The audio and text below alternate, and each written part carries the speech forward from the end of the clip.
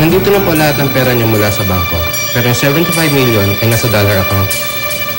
Kompleto na po ito lahat. Salamat, Herman.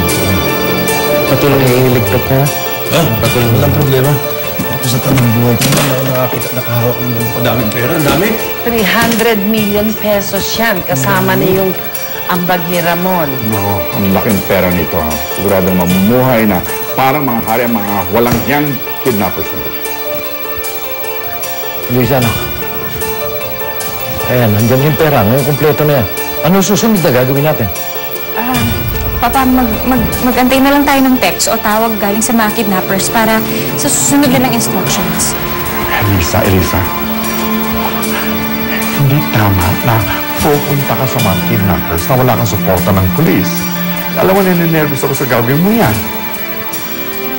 Lolo, wala na naman tayong choice eh. Wala na ba tayong ibang pwedeng gawin kundi sumunod sa mga kidnappers na yun?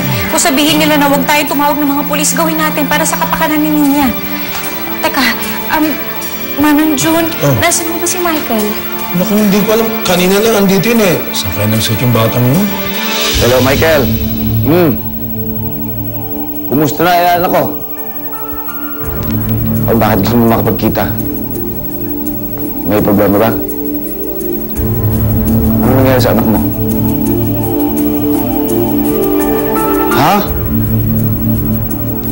Ano ka mo, si Nina na-kidnap? Bakit hindi mo lang report sa akin to? Okay, sige, pag-usapan natin. Saan tayo pwede magkita? Hindi pa ba tumatawag ang mga kidnappers? Lola, hindi pa nga eh. Alam niyo, Lola, kinakabahan ako. Paano kung hindi sila matuloy? Paano kung ayaw na nila biglang ituloy yung usapan namin? Ano ka pa naman? Huwag ka mag-isip ng ganyan. Maghintay ka lang, tatawag din yung mga yun. Ba? Si Colonel Reyes. Yes, hello? Yeah, kumpadre.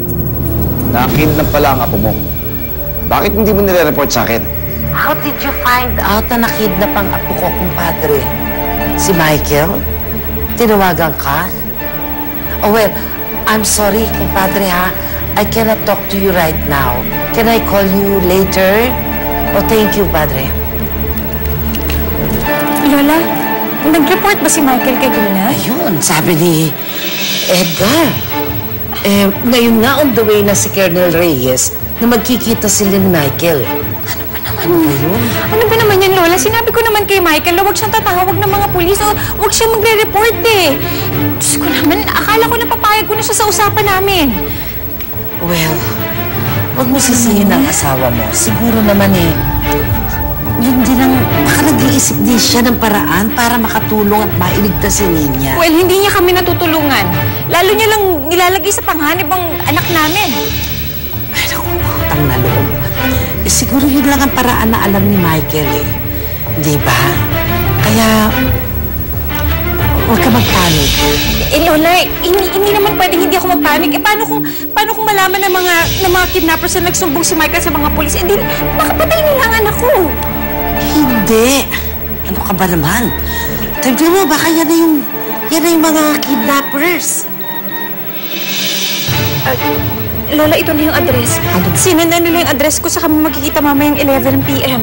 Sabihan na natin kay Hiner at kay Ramon. Lola, sandali lang hindi niyo pwedeng sabihin. Ano? Teka lang, huwag mo na ngayon. Sabihin niyo na lang mamaya kapag nakaalis na ako. Huwag niyo rin sasabihin kay Michael kasi baka mamaya sundan niya ako eh. Ano ka ba naman? Itatago mo to sa asawa mo? Ililihim mo to? Lola, kapag nalaman niya kung nasan ako, baka mamaya magdala na naman ng mga pulis yun. Ay, ako, Diyos ko, hindi naman siguro, Elisa. Talagang hindi kita mapapayagang pumunta ron na mag-isa. Lola, hindi naman ako mag-isa.